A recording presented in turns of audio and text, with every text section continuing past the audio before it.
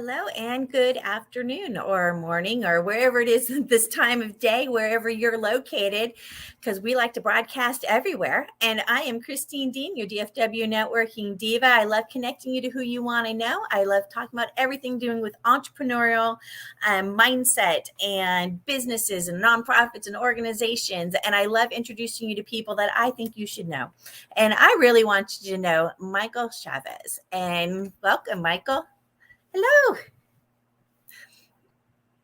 Hello, Christine. How are you today? Welcome to the fun. We're Yeah, going to have a good time today. Are you ready? I'm ready. I'm All turning up the right, let's volume. do So, this. okay. So Michael Chavez, I actually met through the DFW Veterans Chamber of Commerce, and because Michael's a veteran. And so you spent some time in the service, I think. You want to talk to us a little bit about who you are, what your background is, Michael? Well, of course, served in the Navy for 20 years. I went in about 2 weeks after I graduated high school, and I could say I literally grew up in the military. Um, I had the opportunity to do things and to experience life that I would have never done had I stayed home. I entered as an electrician. And I know when I first entered, I knew that I wanted to have a marketable skill, which was being an electrician. But as time went on, I realized that I didn't want to be an electrician when I'm like 50, 60 years old, because it's like, okay, it's fun, it's interesting, but there's more to what I wanted to do than just being an electrician. And I got to travel around the world, and I did like a self prophecy. I told my high school sweetheart before I entered that I was going to travel around the world and meet thousands of people. And that's what I've done. As I've traveled around the world and met thousands of people, and saw things that, like I said, I would have never done if I stayed home in Amarillo. So you're originally from Amarillo?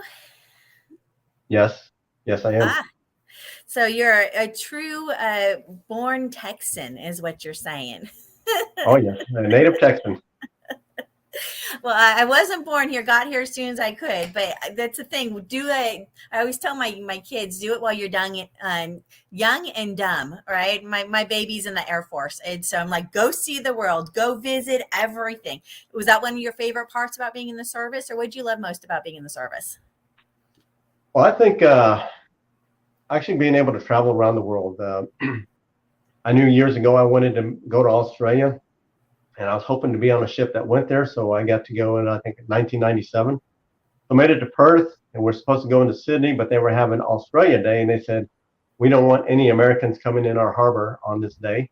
So they sent us to Hobart, Tasmania, which I never realized that Tasmania existed until then. And so I got to see some place that was definitely unplanned. And so when I say I've been around the world, I have literally been around the world. What does that mean? Around the world? So do you have some kind of, isn't there something like when you cross the equator and stuff, did you get in the Navy? Did you get one of those? Oh yeah, I made it across the equator so many times I lost count. And they call it the showback. And like they say, when you cross that 0000, they give you a golden shellback. So that's the international date line at the equator. And so I did that. And when the first experience in crossing the equator was back in 1986. And that's when I got my shellback. And after that, then I was able to be the one giving all the attention to the people who have never crossed before. And that was an experience that, I only saw it. I saw it in books and stuff like that. But it is a very fun experience. And a lot of people were so afraid of it. And it's like, we're not there to hurt you. And it wasn't intended to hurt anybody. It was just there to have fun and just to relax and just do something you just wouldn't have never done otherwise. So we're talking about some of the bonding rituals in the service. Is that what that is? Oh yeah, that's definitely bonding. Yeah, because everybody wants to fit in, right? And so when you never cross the equator, they just call you a wog, call you a polywog. And so that's kind of, to some extent, as a young person, that's kind of degrading. But you're not really, your feelings aren't hurt, but it's just like you wanted to be part of the crew. You wanted to be a shellback. So I mean, just something to be part of the group. So you graduated from polywog to shellback. Is that part of your adventures and claims to fame, right? Now, you said you traveled all over the world. So you mentioned going over the equator. You mentioned going to Australia. What were some other favorite places you had a chance to visit? We made it to Valparaiso, Chile, and down in South America, and that was a very good time. I did go to several countries in South America, Venezuela, Colombia, went to the Panama Canal 3 times, made it to Ecuador, Peru, made it up the west coast all the way up to the Aleutian Islands, went up to the east coast all the way up to Bath, Maine, been to the Gulf of Mexico, been to the Caribbean, Puerto Rico, Virgin Islands, made it to several countries in West Africa, made it to the Middle East, made it to Japan, Singapore, Thailand, the Philippines, made it to Hong Kong. So made it to Europe. I actually been to Moscow back in 1996, which was a very interesting experience. That's when I was looking for love in the wrong places. And then I made it to Ukraine as well. So when I say around the world, I have been around the world. And 1995, I made it completely around the world, started in San Diego and came back full loop. Wow. So you literally have been around the world. Yeah, yeah. Well, I don't know why, Patrick Walker hasn't recruited you for Expedia Cruises yet, because it seems to me, wherever it is, I've been there. Here, let me tell you about that place. Oh, yeah, yeah. Your second calling, right, is going to be a tour guide. Definitely.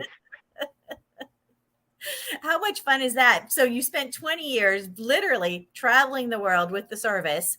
And then when you got out, you said you'd done electrician stuff beforehand, but now you've got a whole new world, right? So how do you decide what you want to do when you get out?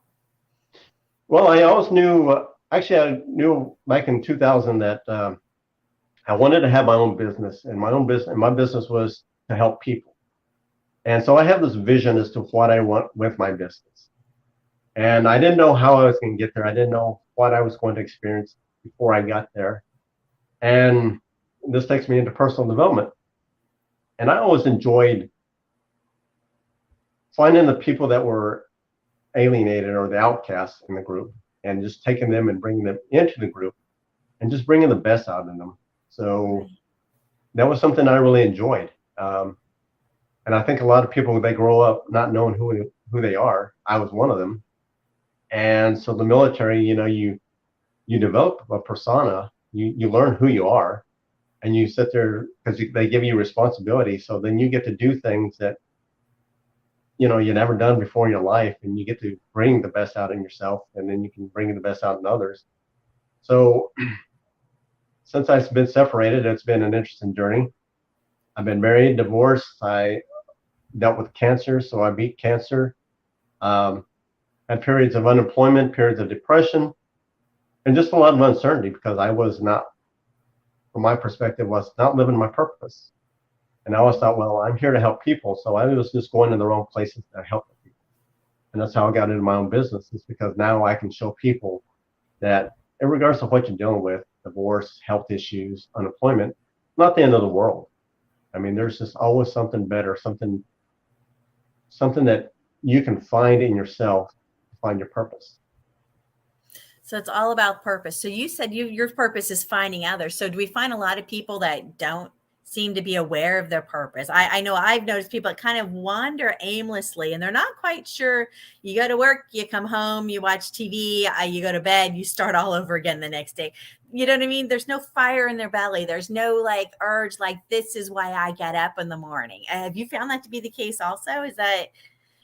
Yes, as a matter of fact, and that's why I dealt with all the things I dealt with, because I wasn't living my purpose.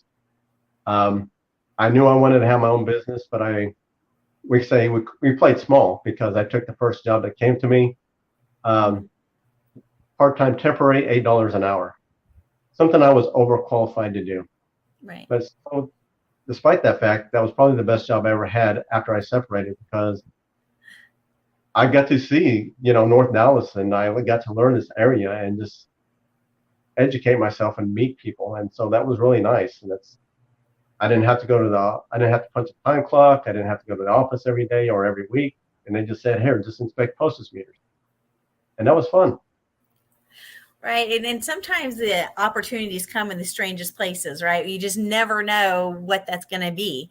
And being open to possibilities. Like I said, we learn something. We have an opportunity to learn in every opportunity. And I could see a job like that where you get to know your area, know what's going on. That could be a lot of fun, maybe not as much responsibility, may not pay as well, but it could be a fun learning curve. And I know with a lot of veterans, it's not unusual to go through multiple jobs before they find that spot where they call home.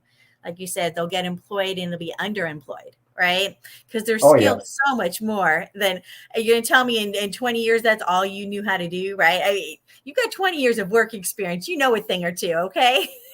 Oh yes, yes. And I think that's the biggest thing too. And I try to share this with other people because um, and I don't mean this in a negative way, but the civilians have this stigma about military people. And I've had people tell me, I don't like veterans. Okay, so what does that have to do with me? Uh, and they tell us what we know, what we don't know. It's like, well, did you serve in the military? No. Then how do you know what I know and what I don't know? And so one of the things too is that the Department of Labor determines the training that we get in the military so that it can translate into the civilian world. So a lot of our training and qualifications do translate into the civilian sector. And some employers know that, some employers don't.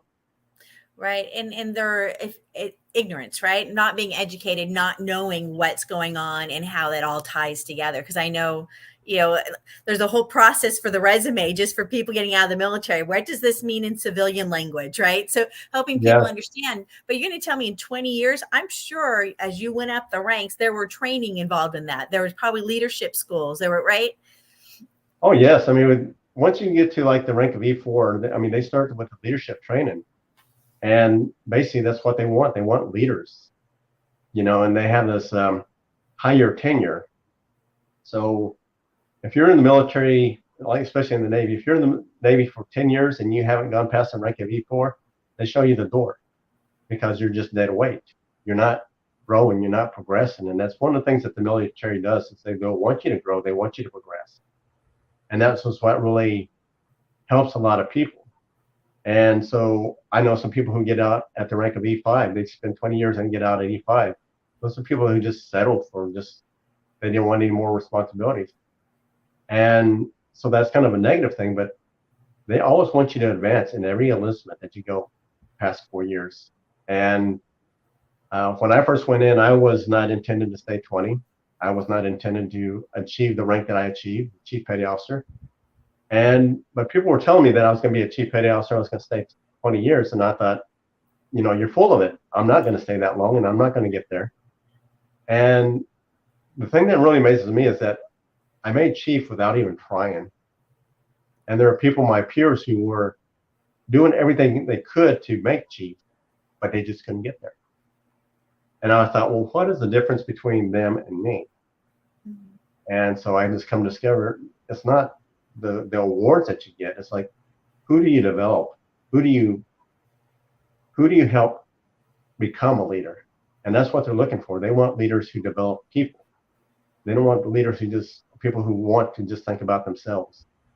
Because it isn't the awards that I got that really was fulfilling. It was just, who did I help and how did I help them? And that was more fulfilling than, the rank and the accolades that they could have given me. So basically you're saying, even though you got out and you decided you're going to help people, you've really been helping people all along. Yes, I have. I imagine that leadership training. And when you look at organizations and businesses, a lot of times you see the workers, right? They put in so much time, then they get a promotion, then a promotion, and a promotion. And each one of those promotions don't necessarily come with any kind of leadership training to get to the next level when you look out in civilian land, right? As we like to call it. So, yes. So you see people in positions and you're like, okay, well, I have more leadership skills than you do. Why are you questioning me, right? Exactly.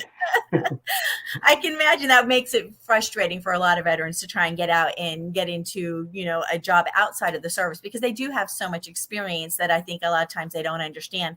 So you see a lot of the veterans go into business for themselves. It's not uncommon at all, right? Because you know your skills, you know what you can do, and you know your strengths, you know your history, and and you know where you can go with it, right? So you have all this background in leadership and helping people with transitioning different ways of being in the world, whatever their struggle is. And you mentioned some of them that you've gone through personally, which I think, your title, your exact title, Michael, would be what? What do you want to?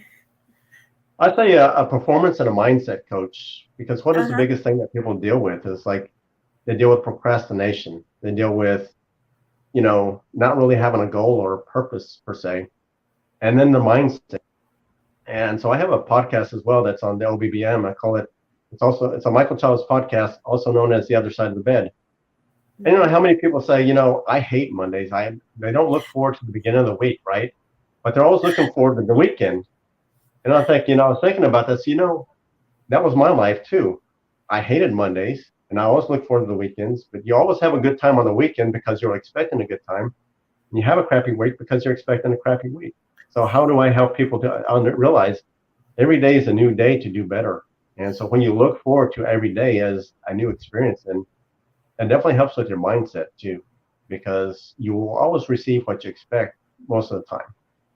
Right. No, it makes sense, right? When we think about mindset, right, it impacts everything that we do.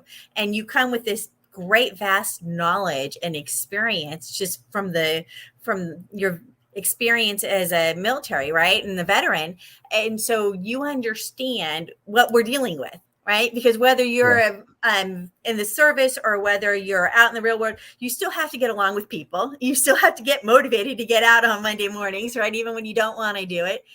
Right. Talk about a level of dedication, right? It wasn't like you could call your boss, like, I just don't feel like working today. That really wasn't an option. So talk about understanding what it means to be truly dedicated to what you're doing, right? Right. It, Well, go ahead. No, I was just thinking about some of the life experiences that you were talking about. You can relate to people, right? You talk about mindset. Every time we hit a bump on the road, right, we get to decide how we want to respond to that, right? Is it, the world's coming to an end? Oh, yes, yes. And that's one of the things too is, and it's all how we're conditioned too, based on our environment and the people we hang around.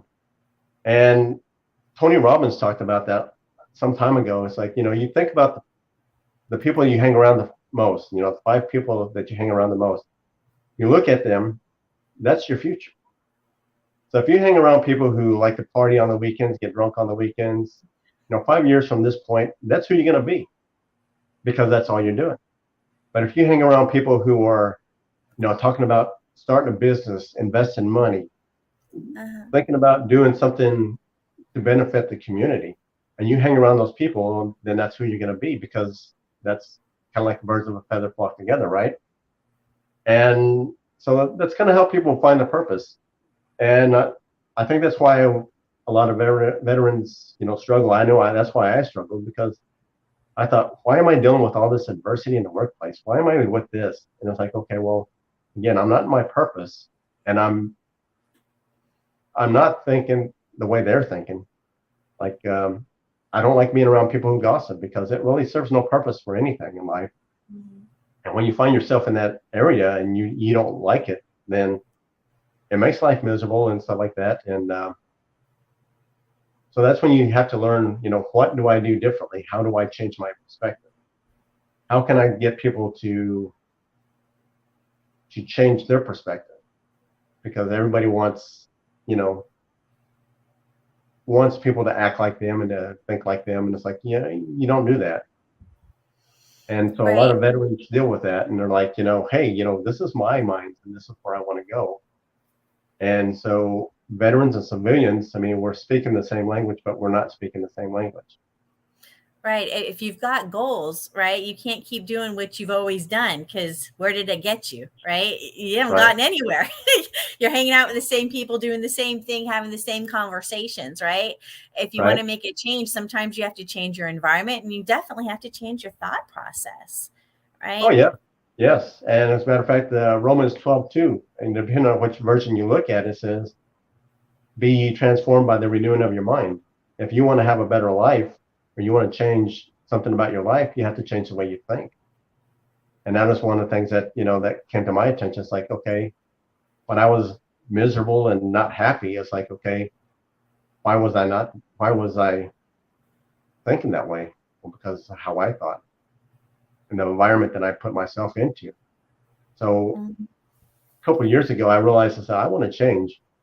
And the only way I changed was I got away from the things, from negative people and negative environments, and I started hanging around with people who are positive. And everybody likes to be around positive people. And I can tell you, once I changed my thinking and started hanging around those people, my life has changed exponentially. Oh, absolutely. Right. The Debbie Downer, right? The one apple spoiling the bunch, right? And being in that kind of environment, you start thinking that this is normal because it is your normal to be around people that complain and don't want to do anything to fix it. They don't want to make anything better, right? It's this drone sheep mentality of, oh, yeah. And if you want out of that, right, you want something different, you got to make different choices to be around different people. They're going to lift you up, right, into that positive mindset. And like you said, sometimes that's how we were brought up. That's what we've always been around.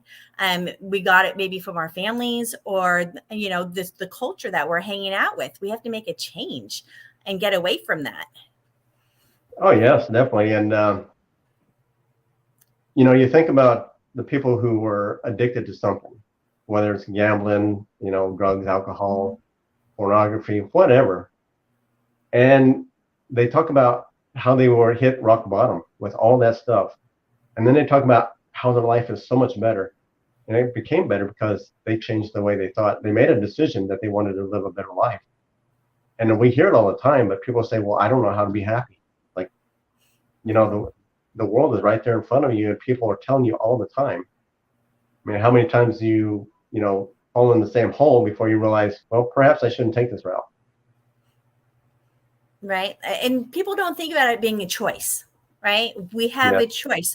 Our minds are not in charge of us. We get to be in charge of it, right? We get to decide where we want to put our energy, where we want to put our focus, and if we want to believe the stories that are going on inside of our head, right? Is it a truth or is it a lie, right? And is it just our truth? Is there more than one truth that we should be looking at here, right? Just because we think it doesn't mean it's real. exactly. And I study the teachings of Bob Proctor. And so this is what has really helped me is that he has a program called Thinking into Results that was created by him and his business partner, Proctor Gallagher. And so they created together the Proctor Gallagher Institute. And it's about just changing lives. And so he says, he got this from his mentor, Earl Nightingale. So tell me what you want and I'll show you how to get it. Mm-hmm. And it's all with the thinking. You don't have to live the same life over and over. And Albert Einstein said it. Insanity is trying to do the same thing over and over and expecting a different result. And that's how so many people live. And I was thinking, well, that's how I used to live. Oh, And yeah. so this is why I like the Bob Proctor teaching. And what I like most about him is he's very direct and he uses a lot of metaphors in such a way that it makes sense. And it just simplifies the process and simplifies the understanding for me. And I like to share that with other people because, we can turn on the news and it's all gloom and doom. Oh, the economy this, the economy that. Well, if that's all you're listening to, well, then of course you're not going to be very happy because now you're making decisions based on what's being told outside of you. And Napoleon Hill writes in his book, Think and Grow Rich. And it's about taking control of yourself. You have to be the master of your own mind. When you master your mind and your emotions, well, then you can control the outside. And that's how people change. It's from the inside out.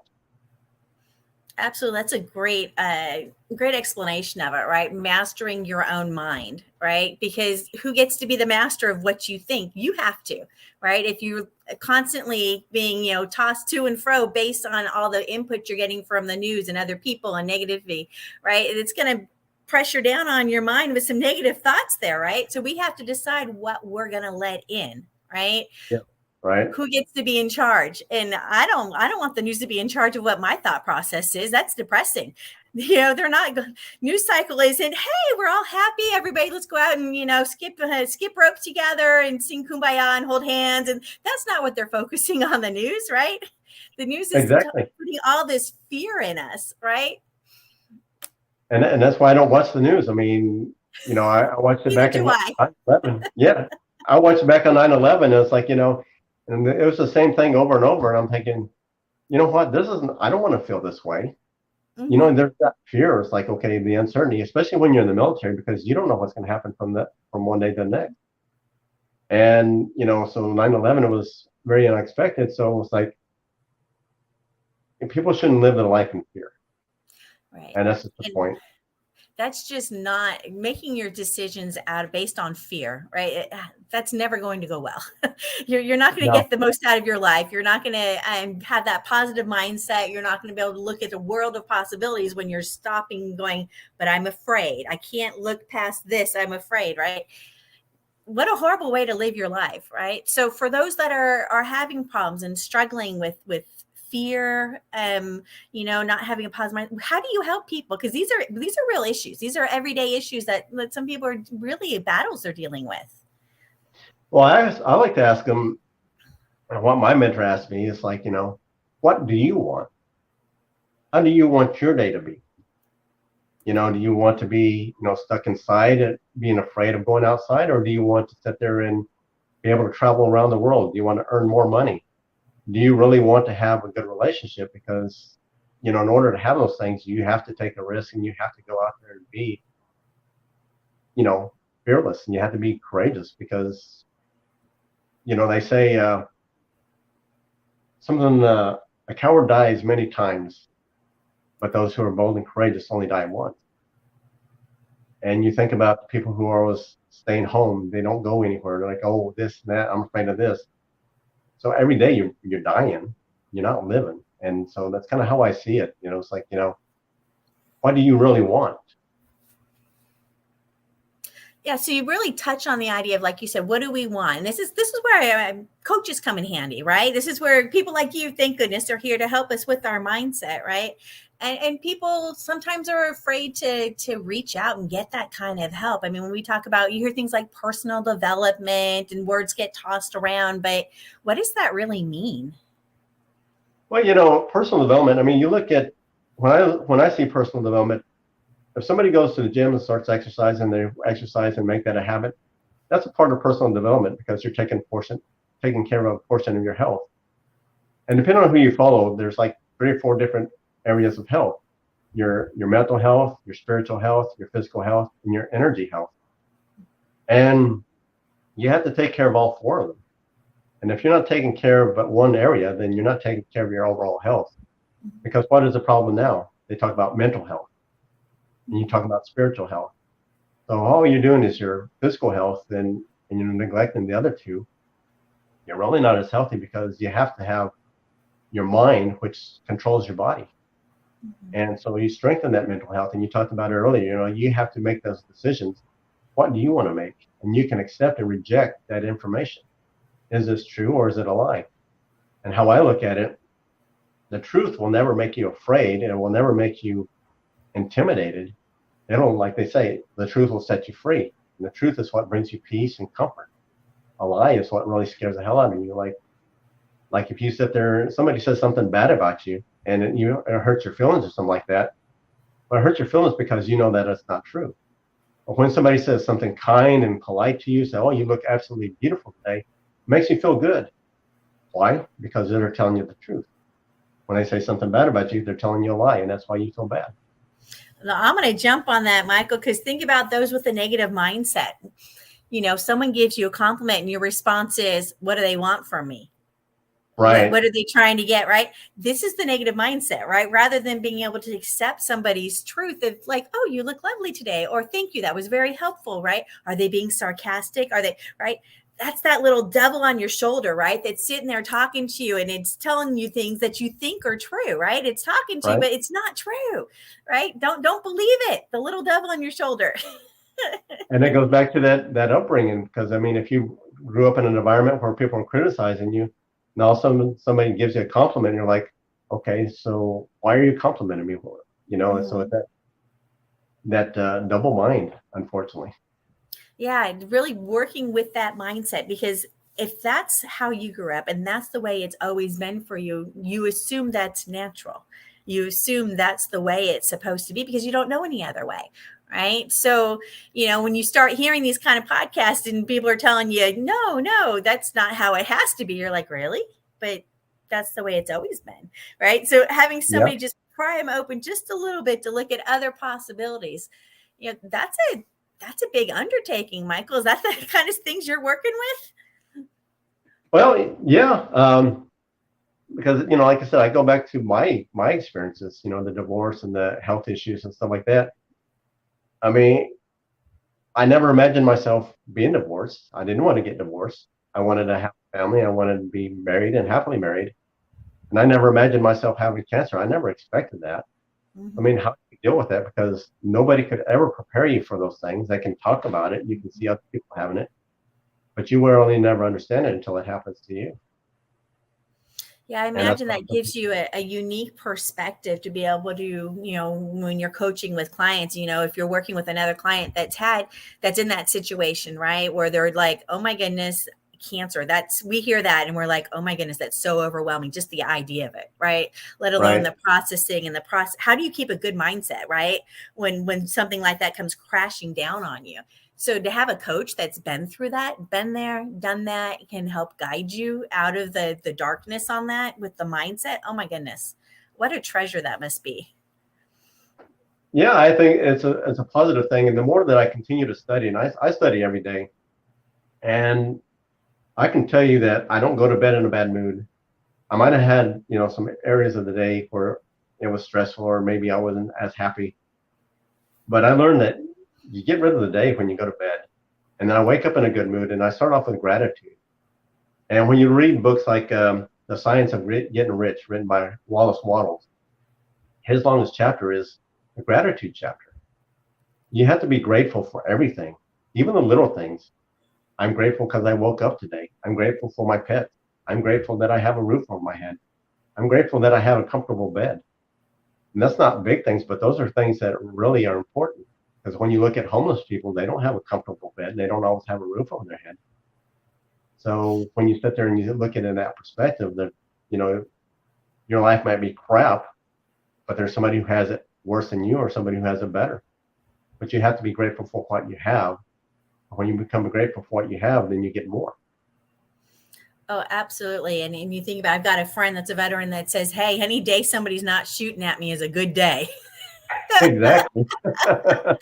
See, now if you've been in the veteran community or a veteran, right, you understand that mentality, right? But a lot of civilians will look at you like, what? Did they just say that? Yes, they did. Oh, yeah. Yeah. When you look at I think in that movie, We Were Soldiers. I don't know if you saw that movie, but, they had that one sergeant, said something to the sergeant major. Good morning, Sergeant Major. And so how the hell kind of day you know what it is? How the hell do you know what kind of day it is? Uh-huh. And so the guy's like, what? And so he sees him second day. He goes, well, what the hell are you, a weatherman today? He's like, what? So when they go in battle and he sees that he survived the battle, then the sergeant major says, now it's a good day. And so that guy just cried. So now he understood the concept. Okay, this is a good day. Mm-hmm. Every day What you're alive is constitutes a good day? day. Yeah. Well, I mean, we have to decide what that is, right? And I think that's where the mindset coaching comes in, right? We have to decide what is a good day for us, right? Like you said, I got out of bed, I've got food to eat, a roof over my head. When it's raining, I'm dry. My dog loves me. Little things like that, right? Because it doesn't have to be something huge and earth-shattering, right? You can be content, Exactly. right? And Learning to be content where you're at is huge. yeah. Because how many times have you heard somebody say, well, I'll be happy when I find the right person. I'll be happy when I get a new car. I'll be happy when I get a house.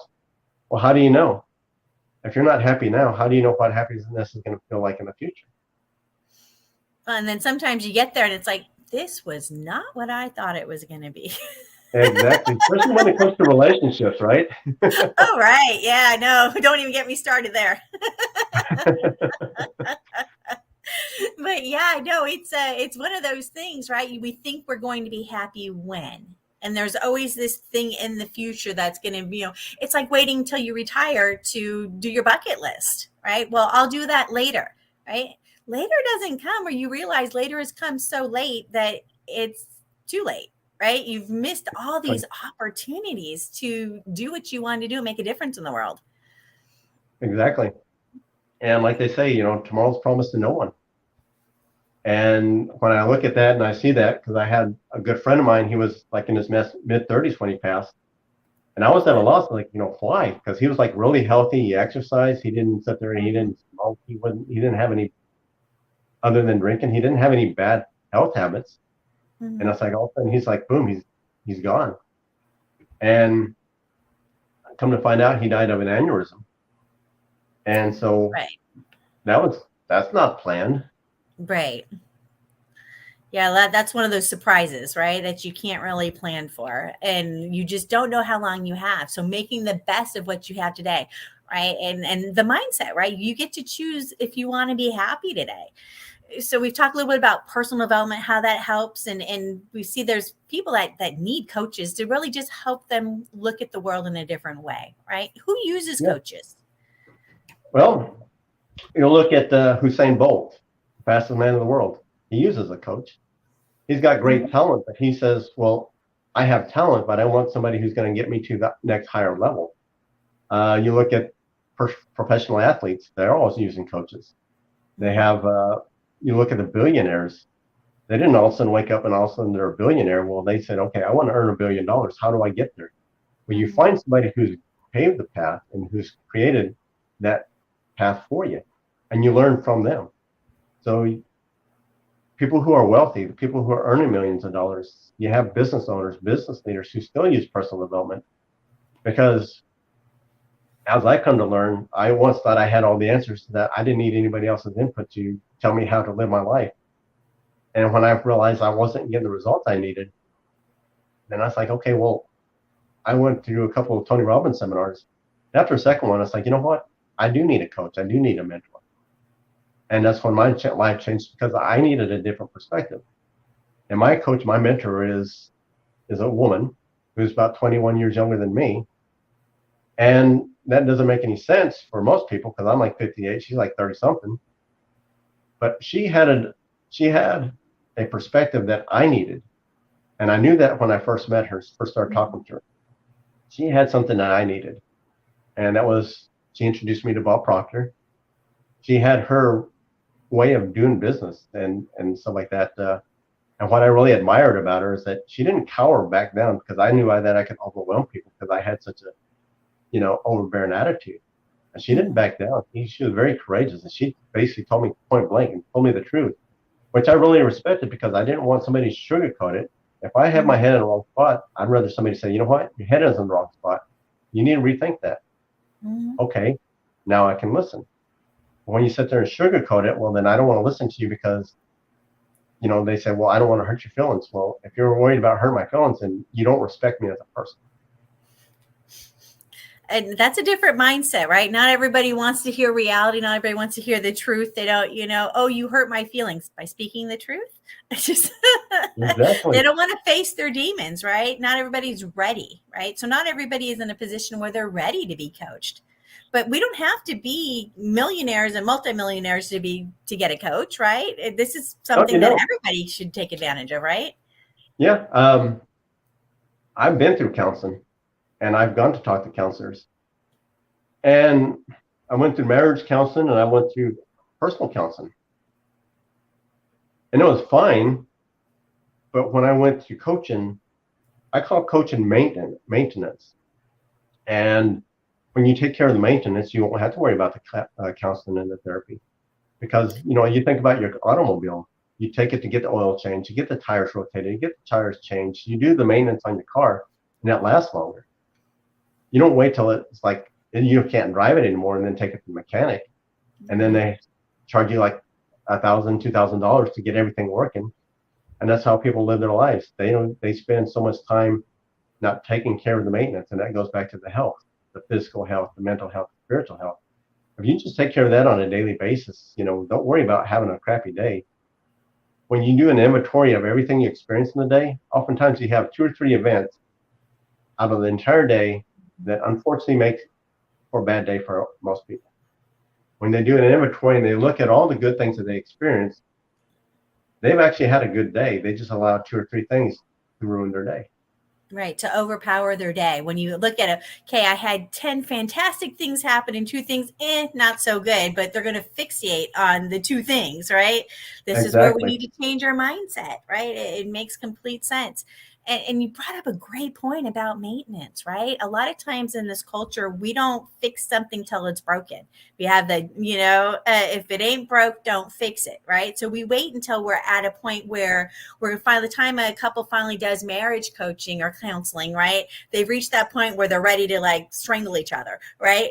We wait until our Exactly. kids are not passing classes in school and then we get them a tutor, right? And a lot of times if you go to get help before you're at that point, and I remember saying my child is struggling, they need help, and them saying, oh, well, they're passing all their classes. Yeah, they're passing with a C minus. It's technically passing, but it's tanking here. We need some help. Oh, well, they're still passing their classes, so they're not eligible for any help yet. What? Right? That's the way a mindset of our culture, right? So I could see coaching being a way to mitigate the process of every day, right? And learning how to have that mindset to think positive no matter what happens, we can make it through this. That's going to be Right. applied every day. Exactly. And success isn't, people who are wealthy aren't successful. People who are successful are wealthy. Because money isn't going to come to you just out of the blue and all of a sudden, okay, I have $1 million, now I'm successful. Look at the people who win the lottery. They win the lottery, that doesn't make them wealthy. That just means they have a big bank account.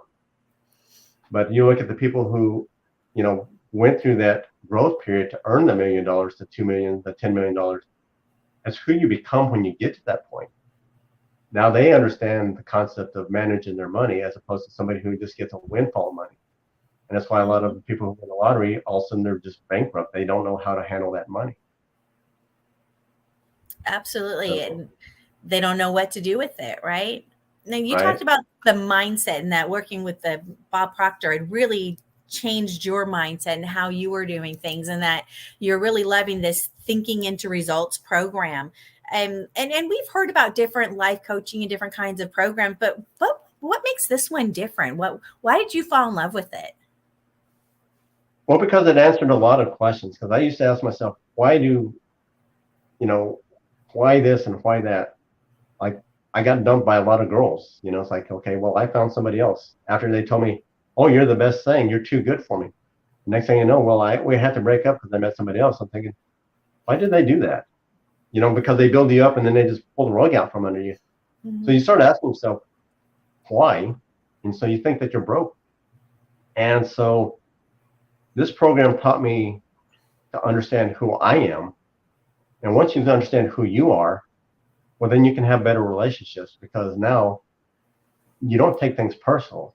You understand who you are. So now you can understand other people because we all unfortunately think the same way. That's why you have, repetition. You think about how your parents grew up. If your parents didn't read books, well, generally speaking, you're not going to read books unless you made that decision for yourself. Mm-hmm. You have a big TV. Your parents had a big TV. You're going to have a big TV. You cook out every weekend. You're going to cook. You're going to cook out whatever. And that's just kind of how it goes. That's kind of how we program.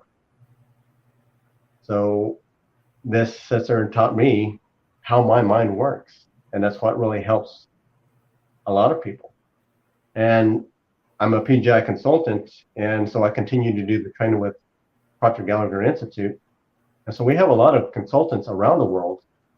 And Bob Proctor had this vision of having a global business. And so his business has spanned the globe. So he has consultants all around the world in every country. And it's about helping people change their lives. And so there's one consultant who was a nurse struggling to make ends meet. She's a tough consultant.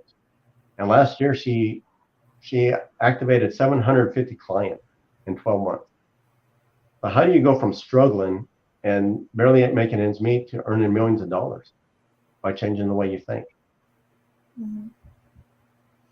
I love it. So who can this coaching program help, this coaching program that you do? I would say the people who want it. Everybody needs it and everybody can use it. But the people who want it are the best ones, because they're going to go after, when you want something and you're committed to doing it, you're going to do the work. If you're just interested in it, you're going to do it when it's convenient. And so the best ones are those who definitely want to make changes in their life. And you look at what people buy. They might buy the latest and greatest iPhone. They might buy a nice car. They might buy the nice house. But how many people actually invest in themselves? And it's when you take the time to invest in yourself, and all the material stuff really is irrelevant. And so people are always looking on the outside to make themselves happy. But you get to make yourself happy from the inside. So that's why I say people who want to make the changes. And I can sit there and say introverts are great, veterans are great, people who deal with marital problems are great. And I can niche it down. But like I said, people who definitely want to change their life. And they don't have to work with me. They don't have to use thinking in results. You know, if they're not comfortable working with me, I know other people that they can work with. So it's who you feel comfortable with. And that's a key thing to helping people. Find people, put people in the right spot to succeed. Absolutely. Yeah. So Michael, if they want to reach out to you and they say, you know what, I really resonated with what you were saying, and I want to do something with my mindset. I'm getting stuck. I'm not happy in my relationship, or I'm feeling like I'm struggling at work, or I'd like to take my business to another level. And I think it's a mindset thing because I've tried everything else. Right. And they're like, Michael, help me. Do you offer a free consultation or? Oh yeah, the consultations are free, and you know, it's a discovery session. I want to get to know who you are. I want to know what you're dealing with and what your goals are. And once we start there, I just ask you, you know, a few other questions. It's just a conversation. And I don't sell products. I don't sell services. I sell people on themselves, because this program isn't about me. It's about the person I'm trying to help. And that's all personal development is. It's for the individual. Absolutely. So if they want to work with you, they're like, I think this guy kind of knows what he's talking about. I think I need to talk to Michael. What's the best way for them to get a hold of you, Michael?